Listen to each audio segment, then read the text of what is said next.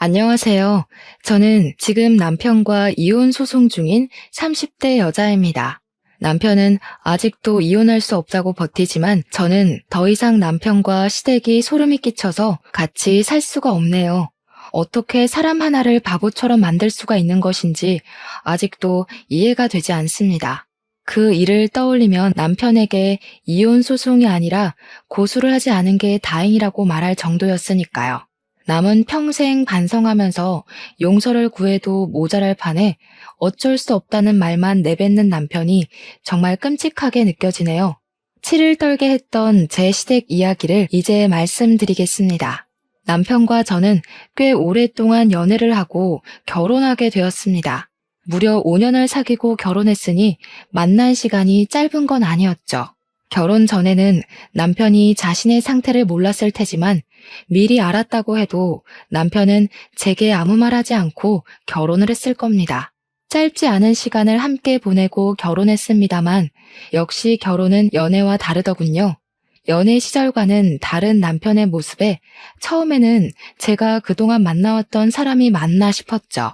사람이 확 바뀐 건 아닌데 뭔가 힘이 빠진 사람처럼 보였다고 할까요? 무언가 사람이 자신감 없는 것처럼 보이면서 맥 빠진 사람처럼 보였습니다. 연애 시절에는 항상 자신감이 넘치고 활기가 있던 사람이 그러고 있으니 걱정이 되었습니다. 회사에 무슨 일이라도 있어서 저러는 건가 싶었죠. 자기야, 회사에 무슨 일이라도 있어? 요즘 왜 그래? 축 처져서 무슨 일이 있으면 나한테 말이라도 해봐. 그래야 도울 수 있는 일이면 같이 도와주지. 아니야, 별일 아니니까 신경 쓰지 않아도 돼. 진짜야, 신경 쓰지 마. 남편은 스스로 별일 아니라고 했지만 남편만 바라보는 저는 속이 참 불편하더라고요. 제가 어디선가 들은 바로는 남자도 혼자만의 시간을 가지는 게 중요하다고 하더군요. 그래서 자꾸 이유를 캐물으면 남편이 짜증을 낼까 싶어 남편에게 혼자만의 시간이 생기도록 많이 노력했습니다. 남편의 기운 빠진 모습은 하루 이틀을 넘어 한 달이 넘어가도 좀처럼 좋아지지 않았습니다. 무슨 일 때문에 저렇게 우울해 보이나 싶어도 무슨 일인지 말을 안 해주니 알 수가 없었죠. 그 맥 빠진 모습은 1년 가까이 유지가 되었습니다. 처음에는 걱정하던 저도 익숙해져서 그냥 그런 사람인 걸 내가 몰랐나라고 생각할 정도로 착각을 하게 될 정도였죠. 결혼한 지 1년쯤 될 때였습니다. 남편은 외동아들이었기에 다른 시부모님들처럼 저희 시부모님도 임신을 바라셨습니다. 시댁에 가면 은근슬쩍 제게 왜 아직 소식이 없는지 물어보시는 겁니다. 왜 아직 소식이 없니? 옆집 정인애는 결혼한 지 3개월도 안 되어서 임신했다고 하던데 그 신혼여행에서 아기 들어서는 게 뭐더라? 시어머니의 말에 시아버지가 대신 대답하셨습니다. 허니문 베이비라니까. 맞다. 허니 베이비 가졌다고 하더라. 너희는 왜 소식이 없니? 혹시 피임하고 그러냐? 결혼했으면 애를 가져야지. 절대 피임 같은 거 하지 마라. 허니문이래도. 시끄러워. 내가 말하고 있잖아. 당신은 좀 끼어들지 좀 마. 며느리 앞에서 내 체면 좀 생각해. 저희 시댁은 주도권은 시어머니의 독재 체제였습니다. 아버님은 어머님이 시키면 시키는 대로 하시는 분이셨죠. 그런 건 안 하니까 걱정하지 마세요. 저희도 노력하고 있어요. 보통 큰 이유 없으면 3년 이내로 생긴다고 하네요.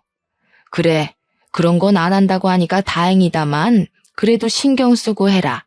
너도 이제 신경 쓸 나이잖아. 저는 작게 네 하고 남편과 시댁을 나왔죠. 그때만 해도 기다리면 아이가 자연스럽게 생기겠지 하고 별 대수롭지 않게 여겼습니다. 그런데 결혼 3년 차가 되어도 아이가 생기지 않자 어머님의 추궁이 다시 시작되었죠. 너희 아직도 피임하고 있니? 내가 전에 하지 말라고 하지 않았어? 왜 아이 소식이 없는 거야? 저희도 애 낳고 싶어요, 어머니.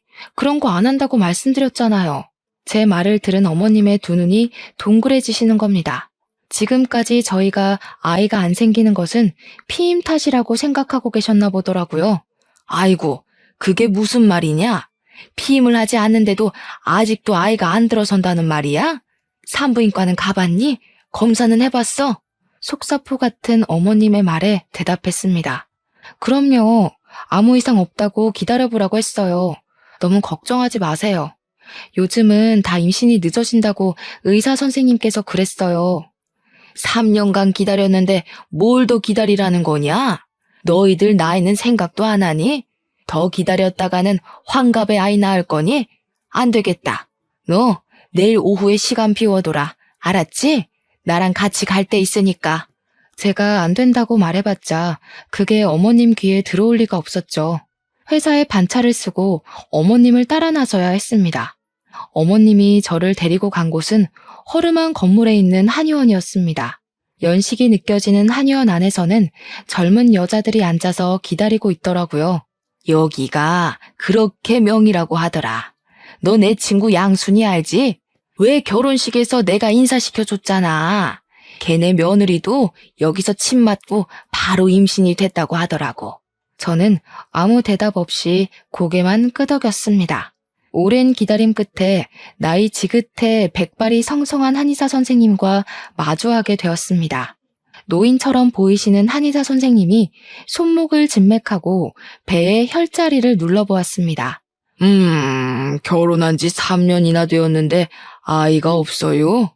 며느님은 배도 따뜻하고 금방 아이가 들어설 것 같은데 아드님도 같이 데려와 보시지 그러세요. 요즘은 불임 원인이 남자들도 상당히 많이 늘어서요. 지금 누구 아들을 병신 취급하는 겁니까? 내 아들은 멀쩡하다고요. 한의사의 말에 어머님이 소리를 꽥 내지르시는 겁니다. 그렇게 소리를 지르고는 아직 진료 중인 저를 끌고 밖으로 나오셨습니다. 누구를 지금 고자 취급을 하는 거야? 저 영감탱이가. 너 내일 시간 다시 빼놔라. 나랑 다른 병원 갈 테니까. 알았니? 저는 어머님께 네 하고 짧게 대답을 했습니다. 아들 한번 데려오라는 말이 그렇게 기겁하는 일이었을까요? 어머님의 성격을 알고 있으니 내심 서운하면서도 아무 말 하지 못하겠더라고요. 한마디 잘못했다가 달달 볶일 생각을 하니 그냥 네네 하면서 어머님의 비위를 맞춰주는 게 좋다고 생각했죠. 한동안 어머님의 손에 이끌려 산부인과 병원을 더 돌아야만 했습니다. 마지막으로 난임 전문병원에 들러 나팔관 조영술이라는 시술을 받아야 했죠. 나팔관 양쪽도 정상적이시고 생리주기도 정확하고 자궁 내막 두께도 좋고 근종 같은 것도 없이 깨끗하니 더 기다려보는 게 어떨까요? 며느님은 아주 건강합니다. 얼마나 기다려야 아이를 가질 수 있는데요? 정 그렇게 급하시면 인공수정이나 시험관을 해보는 방법도 있습니다. 아드님과 같이 한번 병원에 들리시죠. 요즘은 남자들 불임도 많아서. 어머님은 알았다고 하면서 다시 병원을 나오셨습니다. 이렇게 임신에 적극적이시면서 왜 아들이 정상적이지 않다는 말만 나오면 격하게 반응을 하시는지 알 수 없었습니다. 어머님의 그 모습이 은근히 속상했죠. 꼭 제게 문제가 있다는 뜻으로 보였으니까요. 어머님은 여러 명의 의사들에게 제가 지극히 정상이라는 말을 듣고서야 병원 투어를 멈추셨죠. 제가 정상이라는 말을 듣고도 어머님은 임신에 더욱 적극적으로 나오셨습니다. 몸에 좋다는 음식은 다 해먹이기 시작했죠. 보약이며 보양식이며 안 먹은 게 없을 정도였습니다. 그런 어머님의 정성에도 5년 넘게 저희에게 아이는 찾아오지 않았죠. 기다리기가 지쳤는지 어머님이 저희에게 먼저 시험관을 하는 게 어떻겠냐고 말하셨습니다. 아이가 쉽게 생기지 않을 것 같으니까 시험관을 해보는 건 어떻겠니? 보통은 나팔관이 막혀있지 않으면 인공수정을 하는 게 일반적인데 어머님은 인공수정을 건너뛰고 시험관을 하라니 깜짝 놀랐습니다. 그런데 제가 병원에 다녀왔을 때는 시험관보다 인공수정을 해보라고 하던데요. 바로 시험관을 하는 건 좀 그렇지 않을까요? 너는 하나는 알고 둘은 모르는구나. 어차피 인공수정을 하든 시험관을 하든 호르몬 주사를 맞는 건 똑같아. 그런데 뭐하러 인공수정하고 시험관을 또 하니? 그냥 처음부터 시험관을 하는 게 낫지. 그건 그런데요. 비용 차이가 엄청나잖아요. 인공수정은 정말 얼마 안 들어요. 돈 걱정하지 말고 시험관부터 해라. 다 너 생각해서 하는 말이야. 이럴 때는 어른 말 듣는 거야. 어머님의 성격을 잘 알고 있었으니 더는 토를 달지 않기로 했죠. 어차피 인공수정이 실패하면 시험관을 해야 하는 건 맞는 말이었으니까요. 시험관을 하는 일은 정말 쉬운 일이 아니었습니다. 호르몬 주사를 맞는 것도 그랬지만 3일에 한 번 정도는 병원에 가서 난소에 있는 난자가 얼마나 컸는지 봐야 했기 때문이었죠. 그래도 아기를 갖기 위해서는 어쩔 수가 없었습니다. 저도 제 친구들처럼 아이를 낳아 남편과 알콩달콩 살고 싶었습니다. 아이만 가질 수 있다면 이런 고생쯤은 아무것도 아니라고 생각했죠. 어느새 시간은 흘러서 배란 채취일이 되었습니다. 신선한 정자를 난자에 넣기 위해서는 남편이 병원에 직접 방문하는 게 가장 좋은 방법이었죠. 어머님은 제 병원 스케줄을 하나하나 직접 관리를 하셨기에 그날도 병원에서 나오면서 어머님께 전화를 했습니다. 어머니, 난자 채취일에는 남편과 같이 오라고 하네요. 신선한 정자를 채취해야 한다고요. 너는 회사 다니는 사람 거기까지 불러내야겠니? 내가 알아보니 정자를 집에서 채취해가는 것도 가능하다고 하는구나. 그러니까 병원에서 주는 통 받아서 집으로 가져와라. 몸보신해야 건강한 난자가 나오지. 정말 어머님께서는 모르시는 게 없었습니다. 어머님의 말을 반신반의하며 병원에 남편이 같이 오지 못할 것 같다고 말했습니다. 그랬더니 정말 작은 보온통 같은 것을 주는 겁니다. 직원 말로는 그냥 줄 수는 없고 특별한 사유가 있을 경우에만 지급해준다고 하면서 몇 번의 확인 절차를 거친 후에 통을 주었습니다. 그러면서 될 수 있으면 신선한 상태에서 받아오라고 하더라고요. 저는 그것을 받아서 어머님 댁으로 향했습니다. 어머님 댁을 가니 이번에도 상다리가 부러지게 음식을 차려놓고 기다리고 계셨습니다. 마침 남편도 퇴근해서 왔고 오랜만에 진수성찬이라 남편과 저는 참 허겁지겁 먹었네요. 식사를 끝냈더니 아직 초저녁인데도 잠이 솔솔 오기 시작하는 겁니다. 내일이면 지겨운 호르몬 주사도 끝이라는 생각을 해서인지 꾸벅꾸벅 졸기 시작했고 남편도 일하느라 졸리다며 같이 남편 방에 들어가 잤습니다. 그렇게 8시간을 내리 잤더니 어찌나 개운하던지 몸이 찌푸둥했지만 정신은 참 맑아지더라고요. 그런데 남편도 저랑 같이 일어난 줄 알았는데 책상 위에 놓여져 있던 통을 보니 이미 그게 받아져 있더라고요. 남편이 아침에 시간이 없을 것 같아서 새벽에 미리 받아놓았다고 말하면서 아침을 먹자마자 급하게 출근을 했습니다. 아침 일찍 난자를 채취해야 했기에 저도 그 통을 들고 예약해둔 병원에 아침 일찍 방문했죠. 난자를 채취하고 바로 정자를 난자에 삽입해서 체외 수정을 해서 배아를 만든다고 하는 겁니다. 보통은 3일 뒤에 다시 와서 제 자궁 속에 집어넣기만 하면 된다고 하니 마음이 설레더군요. 아직 배아들이 제 몸속에 들어가지도 않았지만 벌써 마음은 엄마가 된 느낌이었습니다. 난자는 12개가 나오고 건강한 상금 난자는 8개가 나왔다고 의사 선생님이 오셔서 말씀하셨습니다. 상금 난자가 많이 나올수록 건강하고 튼튼한 배아들이 많이 생긴다고 하셨어요.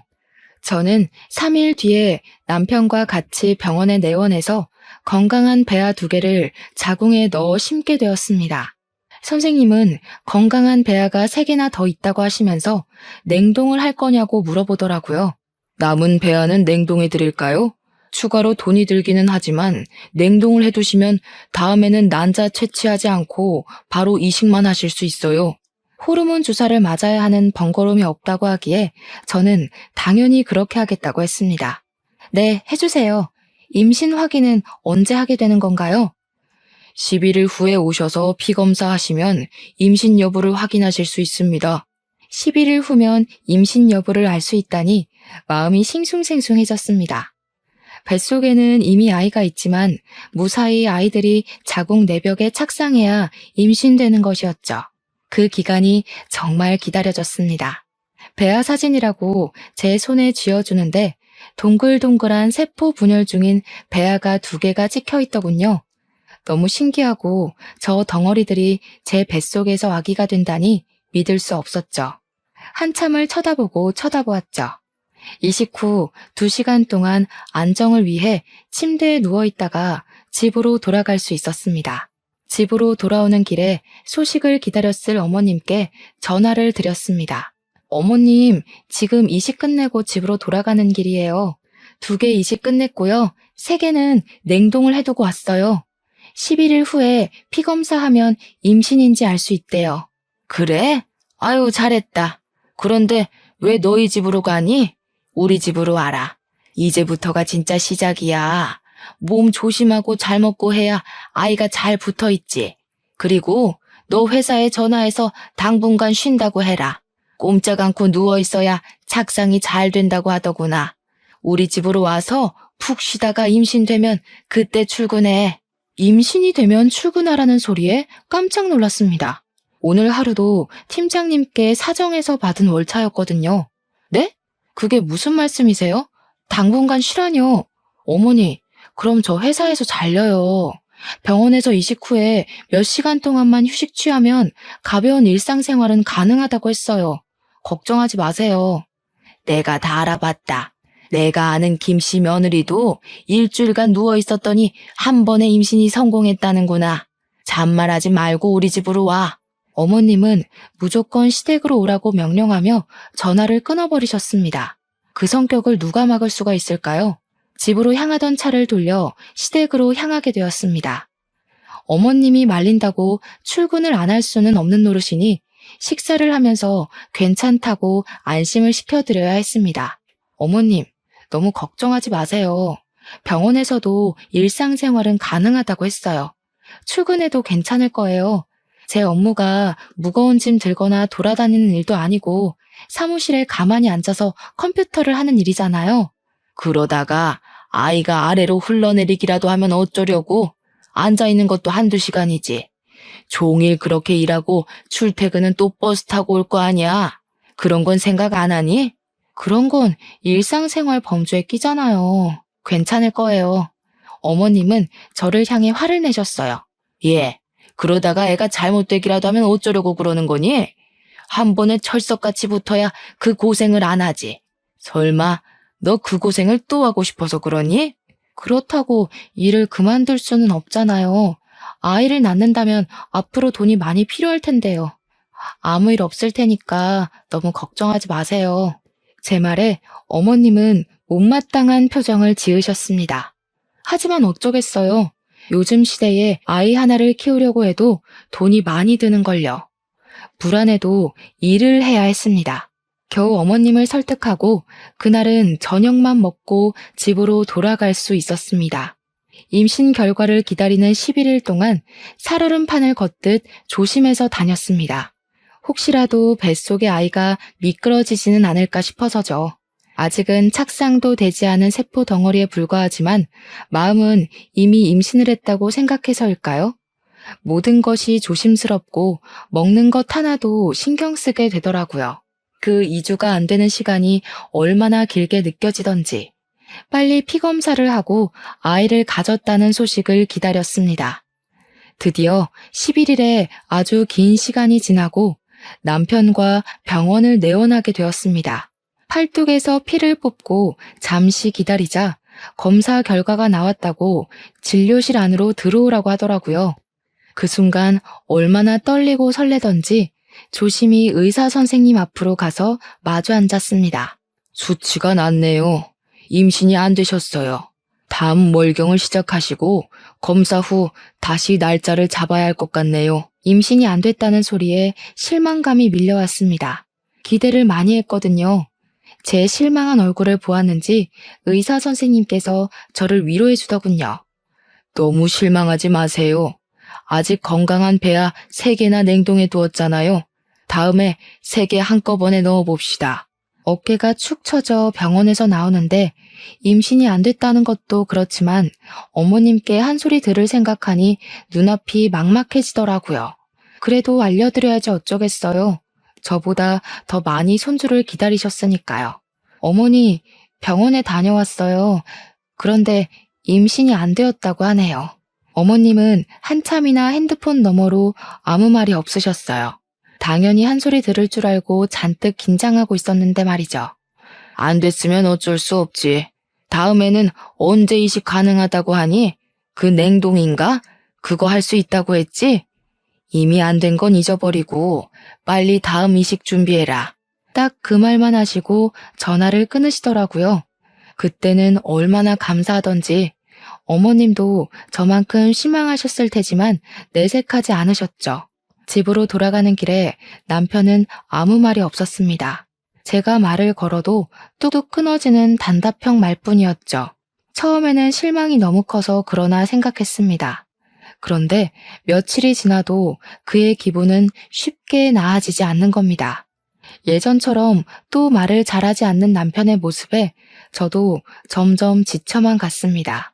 착상에 실패해서 저도 예민할 수밖에 없었던 상황이었고, 이제는 남편에게 말 거는 것조차 포기하고 말았습니다. 그렇게 서로 대화를 잃어간 채 한 달이 지나버렸고, 어김없이 생리가 터지고 말았습니다. 생리가 터질 것을 알고 있었지만 정말 실망스럽더군요. 사람 마음이 그렇잖아요. 혹시라도 기적이 일어나지 않을까 하는 마음이요. 저는 다시 병원을 내원하고 피검사를 하고 이식 날짜를 잡아야 했습니다. 호르몬 주사를 맞지 않을 뿐이지 복잡한 건 똑같았습니다. 다시 이식날이 되어 병원 천장을 바라보고 있는데 마음이 복잡해지더라고요. 이번에는 3개나 넣는데 혹시 새쌍둥이가 되는 거 아닐까? 아니면 저번처럼 3개 다 실패하는 건 아닐까? 별별 생각이 다 들었습니다. 그래도 이번에는 제발 한 녀석이라도 잘 붙기를 기다렸습니다. 그때 어머니께 전화가 왔습니다. 이식은 끝났니? 이번에는 편하게 쉬어라. 회사에 쉰다고 말도 하고, 알겠니? 그래야 그 고생을 또 안 하지. 네, 어머니. 회사에도 내일 모레까지 쉬겠다고 말하고 월차 당겼었어요. 너무 걱정하지 마세요. 아유, 달랑 이틀 쉰다고 아이가 달라붙는다니? 더 쉬어야 하는 거 아니야?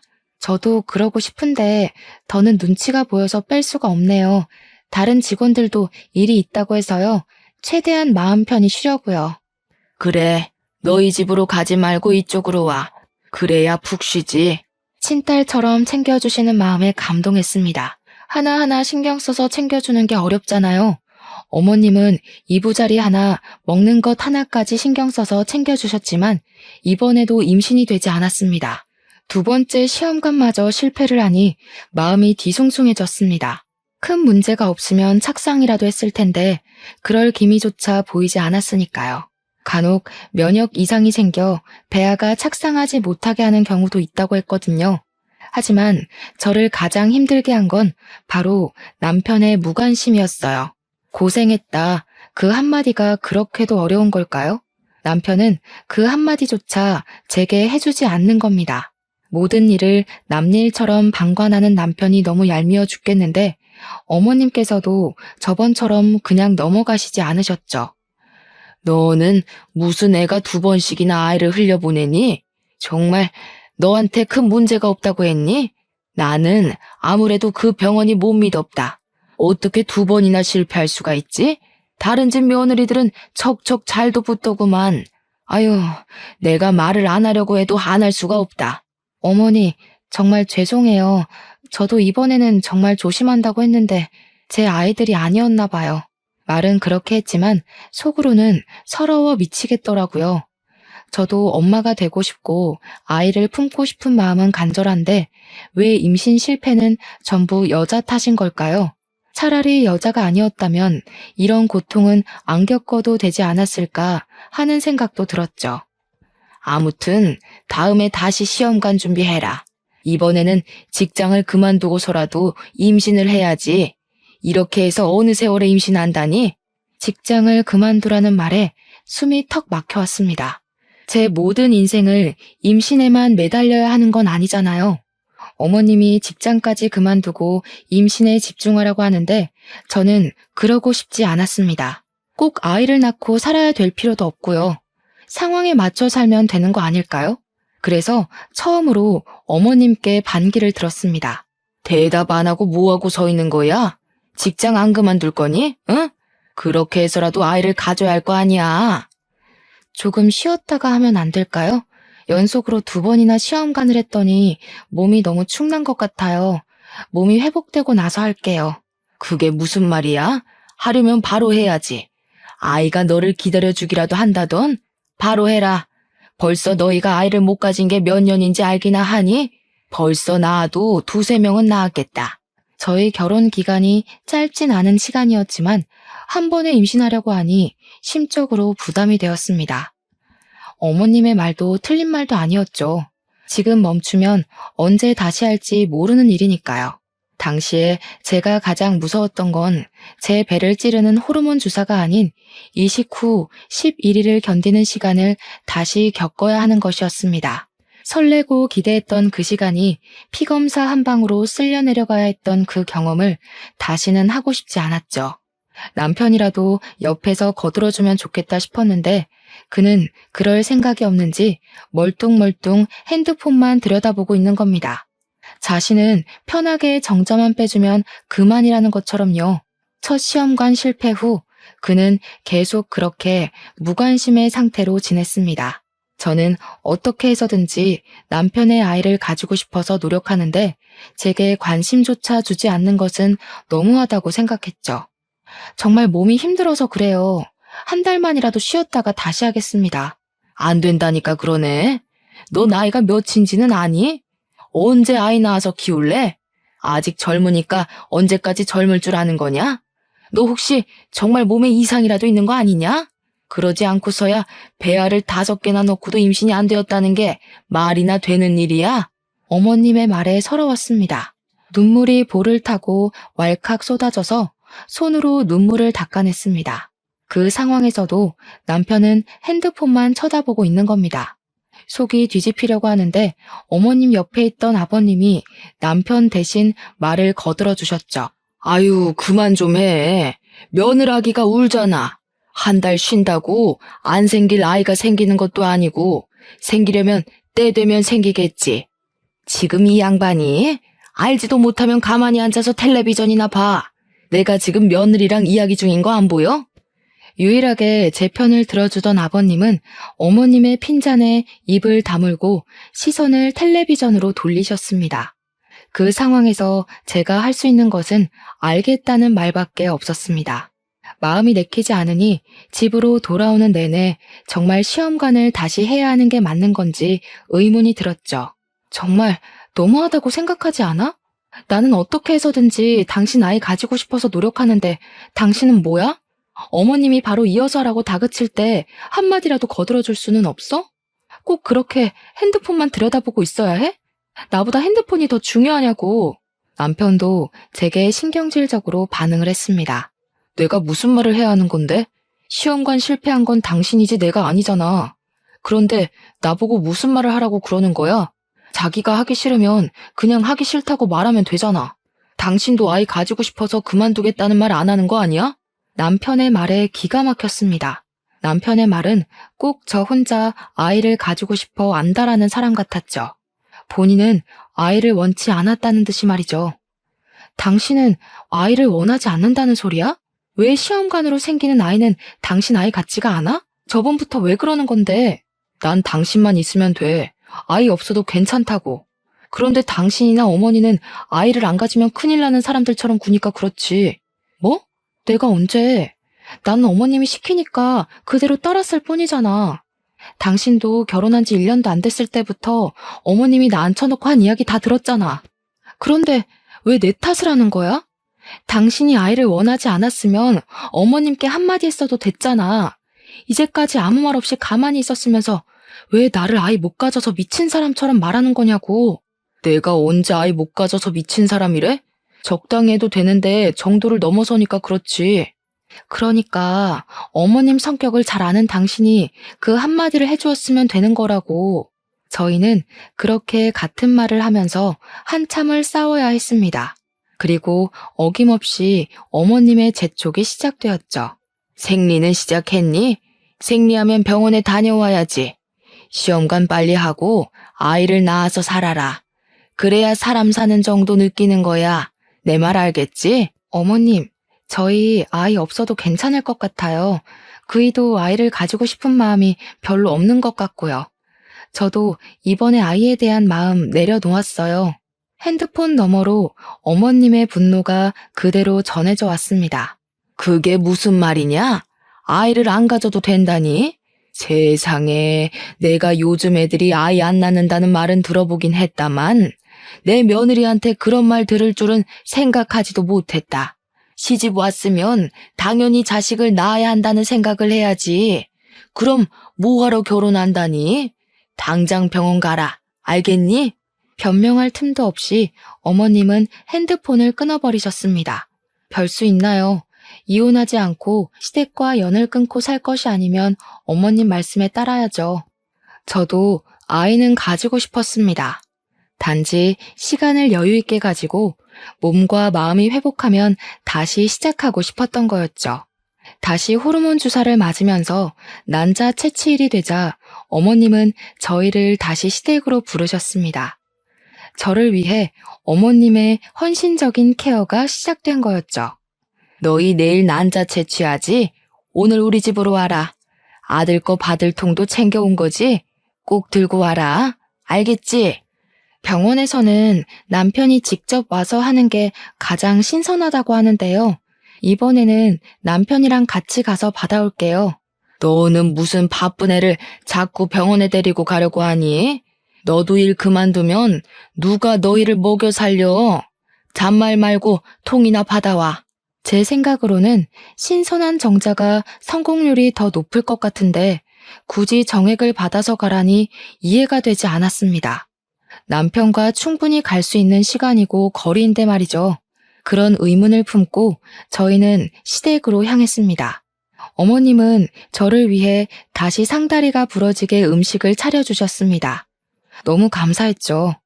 이번에는 꼭 착상에 성공해서 어머님께 손주를 안겨드리고 싶었습니다.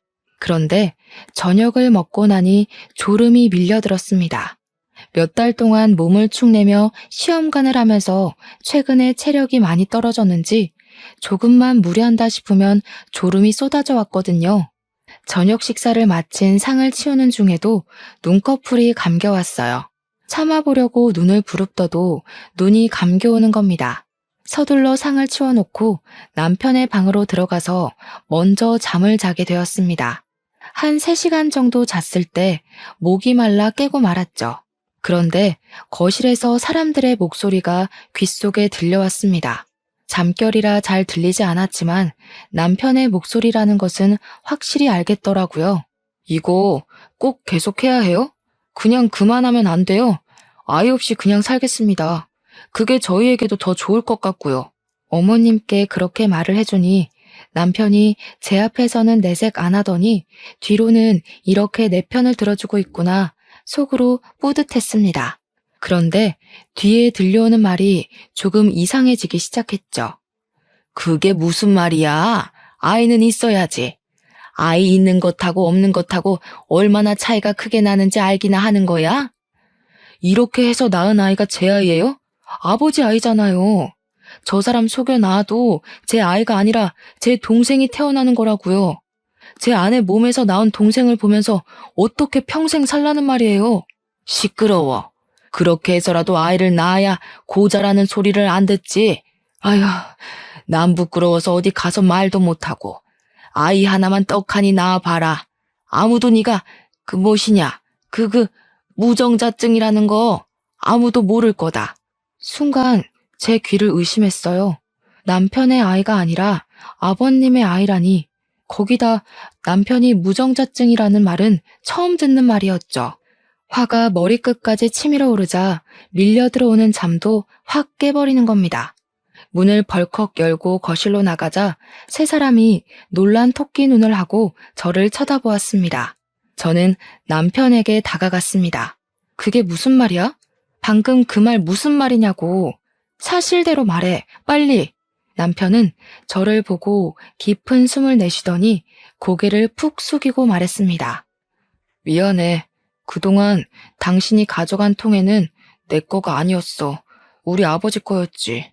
나도 결혼 전엔 몰랐는데 결혼 직전에 갑자기 붉은 물이 나와서 병원에 갔더니 무정자증이라는 거야. 수치스러워서 아무한테도 말 못하고 어머니도 누구보다 손주를 원하시니까 내가 말 안 하면 그만일 거라고 안일하게 생각해버렸어. 일이 이렇게 커질 줄 나도 몰랐어. 여보, 정말 미안해. 지금 그걸 말이라고 하는 거야?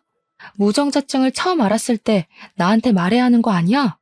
왜 어머님에게는 말하고 나에게는 말 한마디 안 한 거야? 그리고 병원에서 검사했을 때는 무정자증 판정이 안 나왔잖아. 그때는 병원 내원하기 전에 미리 아버지의 것을 받아갔었어. 몰래 아버지 것으로 바꿔치기 해서 검사를 한 거야. 당신이 아이를 너무 좋아하니까 무정자증이라고 말하면 이혼하자고 할까봐 말 못하겠더라고. 그렇다고 나를 속여서 아버님 아이를 낳게 하는 게 말이 되는 소리래? 정말 눈이 뒤집혀서 폭발할 지경이었죠. 그런데 남편 옆에 계시던 어머님의 말이 더욱 가관이었습니다. 누구 애든 낳으면 되지 않니? 어차피 너희 남편이랑 피가 섞인 건 마찬가지잖아. 뭐가 문제라고 이렇게 소란인 줄 모르겠구나. 이 문제가 얼마나 심각하고 잘못되었는지 모르시는 어머님의 모습에 경악을 했습니다. 저는 어머님을 향해 소리쳤습니다. 어머님, 지금 제정신인 거예요? 그렇게 나오면 뭐예요? 어머님이랑 피 한 방울도 안 섞인 아이가 생기는 거예요. 시아버님의 아이가 다른 여자한테서 생기는 거라고요. 그런 생각은 하나도 안 하셨나 봐요. 저는 도저히 이 미친 집구석에서 못 살겠습니다. 당신, 나랑 당장 이혼할 준비해. 저는 거둑과 차키만 들고 시댁에서 뛰쳐나왔습니다. 차를 운전해서 친정으로 향했죠. 가는 내내 이 어이없는 상황에 눈물이 흘러내렸습니다. 사랑했던 남편과 믿었던 시댁이 저 몰래 이런 끔찍한 짓을 꾸몄을 거라고 상상도 못했습니다. 임신이라도 했더라면 그 아이는 누구의 아이라고 해야 하는 걸까요? 생각만으로도 끔찍했습니다. 연락도 없이 새벽에 친정으로 찾아가자 친정엄마 또한 놀라셔서 제게 남편과 싸웠냐고 물어보셨습니다. 저는 엄마에게는 아무 말도 하지 못했습니다. 그 일을 어떻게 설명을 해야 할지 막막하기도 했지만 다시 입 밖으로 꺼내는 제가 비참했거든요. 임신이 되지 않았지만 그게 시아버지의 시라는 말을 어떻게 할 수가 있었겠어요. 이혼이 진행되는 단 며칠만이라도 마음 편하게 주무시게 해드리고 싶었습니다. 하지만 시어머님은 그 며칠도 그냥 놔두지 않으셨습니다. 다음날 어머님은 친정집으로 찾아오셨죠. 너 이게 무슨 경우니? 오늘이 난자 채취일인 거 몰라서 병원에 안 가는 거야? 다시 한 달을 기다려야 한다는 거 몰라서 이러는 거야? 네 남편 알면 어떻고 네 시아버지 알면 어떠니? 나는 그런 거 아무 상관도 안 한다. 너도 내 아들 좋아하고 같이 살 요량이면 그냥 순순히 받아들여라.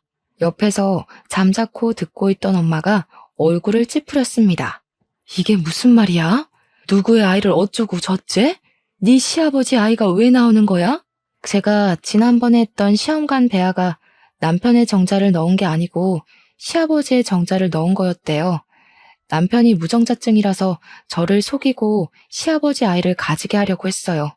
친정엄마는 제 말이 끝나자마자 시어머니의 멱살을 잡으셨습니다. 우리의 말이 사실이에요? 아니, 지금 남의 딸한테 뭐 하는 짓인 거예요? 지금 사돈 딸은 우리 집안 며느리예요.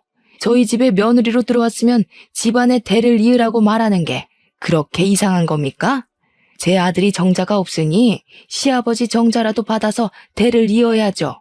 당신 나가. 당장 내 집에서 나가. 아무리 그렇다고 해도 사람이 할 짓이 있고 아닌 게 있는 겁니다. 물어봐도 거절할 판에 속이고 그런 일을 저질렀으면 최소한 잘못했다고 말해야지. 고소하기 전에 빨리 꺼져요. 어머님은 한참을 엄마를 노려보시더니 뒤돌아가셨습니다.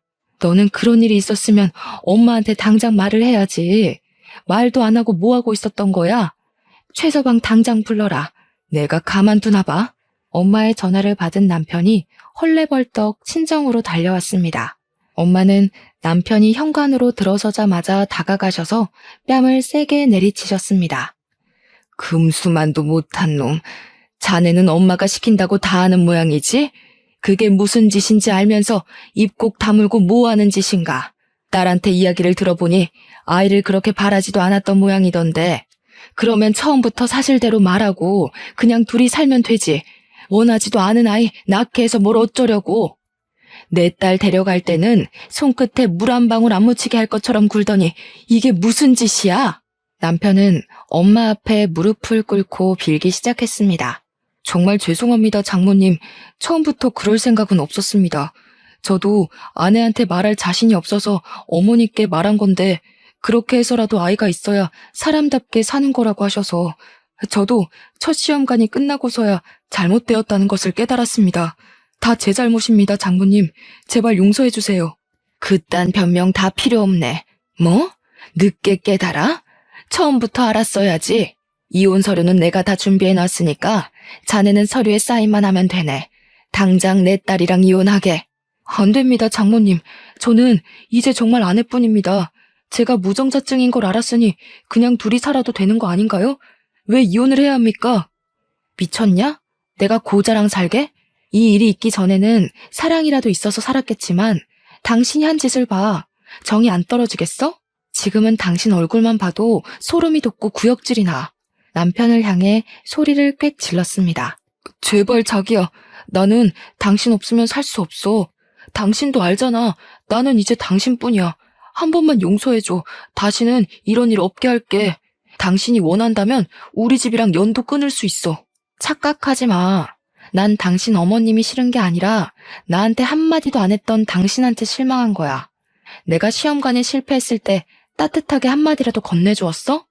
그 고통은 온전히 나 혼자 견뎌야 했잖아. 최소한이라도 안타까워하고 위로라도 해줬어야 하는 거 아니야? 그리고 시험관에 성공해서 아이라도 낳았다 치자. 그럼 당신은? 아빠 노릇은 잘했을까? 당연히 안 했겠지. 남편은 아무 말 못하고 그 자리에 서 있었습니다. 당신이 이혼을 계속 거부한다면 어쩔 수 없이 우리는 소송으로 가야겠네. 송장 보낼 테니까 가서 기다려. 현관 밖으로 남편을 밀어내고 문을 쾅 닫아버렸습니다. 어떻게 끝까지 저렇게 뻔뻔하게 나올 수가 있죠? 그런 끔찍한 짓을 제게 저질러 놓고 아무 일 아니다는 듯이 구는 시댁 식구들 얼굴을 다시는 보기 싫었습니다. 제게는 시험관에 실패한 것이 하늘이 내려준 천운이나 다름이 없었죠. 힘들게 낳는다고 쳐도 시아버지의 아이를 보며 어떻게 평생을 살 수가 있었겠어요. 결국에는 아이를 원망하고 미워하게 되었을 겁니다. 저를 모두 속이고 만든 아이였으니까요. 저의 지속적인 이혼 요구에 남편은 계속 이혼을 거부하는 겁니다. 남편과 빨리 이혼하고 관계를 끊어내고 싶었지만 합의 이혼을 거절하니 어쩔 수 없이 지금은 변호사를 선임해서 이혼 소송을 진행 중입니다. 남편과는 이혼을 해서 헤어진다고 쳐도 제 마음에는 이미 커다란 트라우마가 남아버렸습니다. 잠도 수시로 깨고 한동안 술을 먹지 않으면 잠이 들지 못할 정도였죠. 지금은 신경정신과를 다니면서 상담도 하고 약도 꾸준히 먹은 덕분에 차차 좋아지고 있어요. 아직도 그 일을 생각하면 어이가 없어서 답답한 마음에 익명의 힘을 빌려 이곳에 글을 적게 되었네요. 이렇게 글을 적어 올리면 꽉 막힌 속이 조금은 시원해질까 싶어서 말이죠. 요즘에 난임 부부가 많다고 하잖아요. 일부러 아이를 안 가지고 둘이서만 사는 부부도 많이 늘어나고요. 그런데 왜 시어머니는 제게 시아버지 아이까지 낳아가면서 아이를 키우게 하려는지 이해가 되지 않았어요. 아들이 고자라는 게 그렇게도 싫었던 것일까요? 제 친구 말로는 어머님이 아들이 몸에 이상이 있다는 것을 인정하고 받아들이지 못해서 그런 일이 생긴 것 같다며 말하더라고요. 저도 곰곰이 생각해보면 납득할 만한 이유가 그것밖에 없더라고요. 시어머니는 항상 다른 사람의 말보단 자신의 말이 옳고 바르다고 생각했으니까요. 제 사연을 보면서 어떤 생각을 하셨을지 모르겠네요. 일단 저는 저와 같은 사연은 없었으면 좋겠네요. 자식만이 자신을 평가하는 잣대는 아니잖아요. 이 세상에는 각자의 모습대로 사는 많은 사람이 있으니까요. 모두 즐거운 일만 가득하시길 빌면서 이만 긴 글을 줄이겠습니다.